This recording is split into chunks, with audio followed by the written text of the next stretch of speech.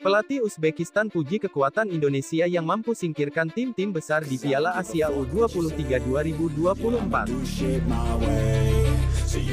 Timnas Indonesia akan menghadapi Uzbekistan di babak semifinal Piala Asia U23 2024.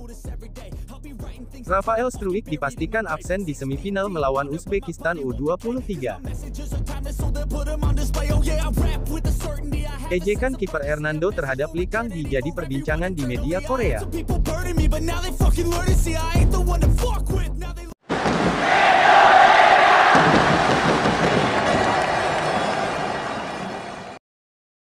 Indonesia U23 dipastikan bertemu Uzbekistan di semifinal. Pertandingan tersebut rencananya akan digelar di Stadion Abdullah bin Khalifa, Doha, Qatar, pada Senin tanggal 29 April tahun 2024. Laga ini bisa disaksikan di RCTI, mulai kick-off pukul 0.30 dini hari waktu Indonesia bagian Barat. Seperti yang diketahui, Timnas U23 Indonesia sukses mengunci tiket ke semifinal usai menang di babak adu penalti lawan Korea Selatan dalam perempat final Piala Asia U23 2024 di Stadion Abdullah bin Khalifa, Doha, Jumat tanggal 26 April tahun 2024.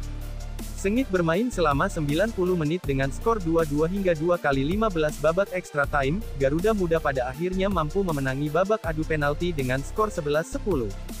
Satu tiket semifinal Timnas U23 Indonesia tidak didapat dengan mudah. Pertandingan lawan Korea ibarat pertarungan hingga titik darah penghabisan. Timnas U23 Indonesia unggul lebih dulu lewat Rafael Struijk pada menit ke-15. Kemudian Korea membalas pada menit ke-45, sebelum pada akhirnya unggul lagi lewat sepakan Rafael Struijk. Di babak kedua, Korsel justru mampu mengimbangi permainan Indonesia dengan mencetak gol pada menit ke-84. Laga berlanjut ke babak extra time hingga 120 menit, namun pemenang juga belum bisa ditentukan. Di babak adu penalti, penendang yang gagal dari Timnas U23 Indonesia hanya Arhan Fikri. Sementara ada dua penendang Korea yang berhasil diselamatkan Hernando Ari.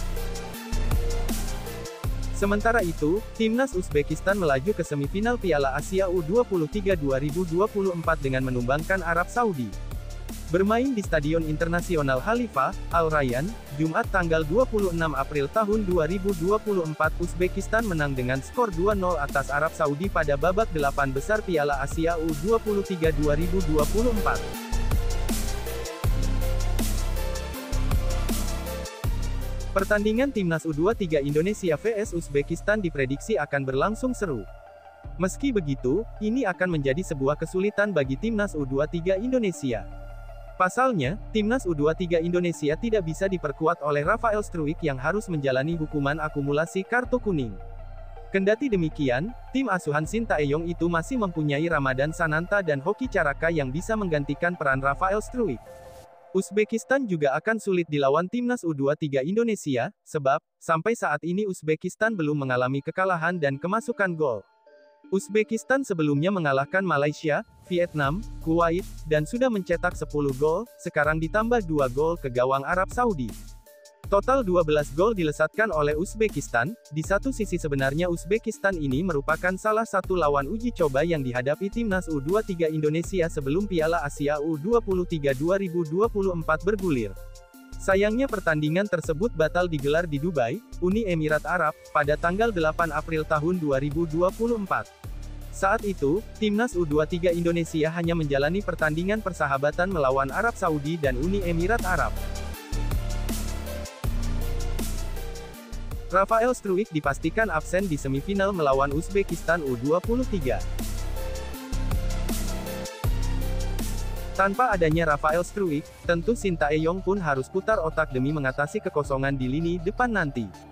Pemain Ado Den Haag itu terkena akumulasi kartu kuning sehingga bakal menjalani suspensi satu pertandingan. Struijk sudah mendapatkan 2 kartu kuning sepanjang Piala Asia U23 2024. Peringatan pertama datang pada laga kontra Timnas Yordania U23 di matchday 3 grup A lalu, 1 kartu kuning lagi didapatnya pada laga melawan Timnas Korea Selatan U23. Wasit Son Evans memberi peringatan kepada Struijk pada menit ke-28. Tidak ada pemutihan kartu jelang babak semifinal Piala Asia U23 2024. Itu artinya, pemain-pemain lain harus waspada terutama mereka yang sudah terkena satu kartu kuning, akumulasi kartu, seperti yang menimpa Struijk, akan membuat pemain absen di babak final atau perebutan tempat ketiga, hal itu tentu merugikan bagi timnas Indonesia U23.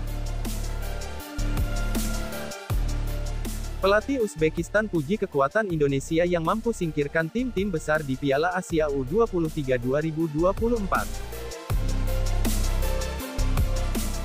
Pelatih Uzbekistan U23, Timur Kapadze berbicara soal kekuatan timnas Indonesia U23 menjelang duel di semifinal Piala Asia U23 2024. Kapadze mengakui, timnya mewaspadai skuad Garuda Muda yang dinilainya mampu mengimbangi tim-tim besar. Kapadze menilai timnya akan mendapatkan tantangan sulit ketika bersua dengan Garuda Muda. Pelatih berusia 42 tahun itu mengakui, timnas Indonesia U23 asuhan Shin Tae-yong mampu menunjukkan kualitas tinggi saat berhadapan dengan tim besar. Kami hanya fokus pada pertandingan melawan Arab Saudi. Namun kami menonton pertandingan Indonesia melawan Republik Korea dan mereka menunjukkan bahwa mereka mampu tampil melawan tim-tim besar, kata Kapadze.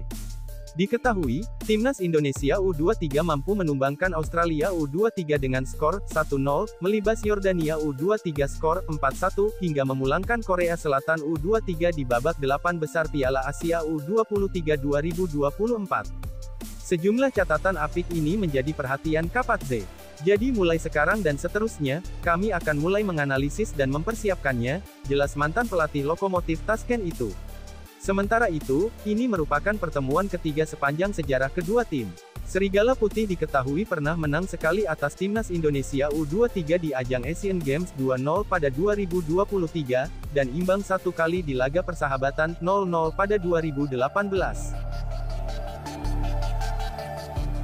Ejekan kiper Hernando terhadap Lee Kang-hee jadi perbincangan di media Korea. Salah satu media Korea Selatan, Chosun, menyebut aksi joget kiper timnas Indonesia U23 Hernando Ari Sutaryadi sebagai bentuk ejekan terhadap Lee Kang-hee. Akibat aksinya itu, sang penjaga gawang diberi kartu kuning. Kiper Persebaya Surabaya itu dengan brilian menepis bola tendangan Lee. Kemenangan Indonesia lalu dipastikan oleh eksekusi Pratama Arhan, usai menepis tendangan Lee, Hernando lantas berjoget-joget. Aksinya itu disorot oleh Chosun sebagai bentuk ejekan terhadap pemain lawan yang sedang bersedih. Kiper Indonesia mengejek Lee Kang-hee dengan berjoget setelah sang pemain gagal mencetak gol di adu penalti, bunyi judul artikel Chosun.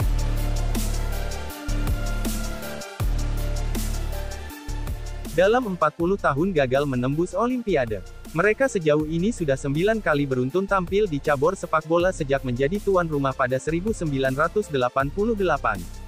Kegagalan ini patut disesali. Apalagi, sosok yang bisa dikatakan berjasa menyisihkan negeri ginseng adalah mantan pelatih mereka, Shin Tae-yong.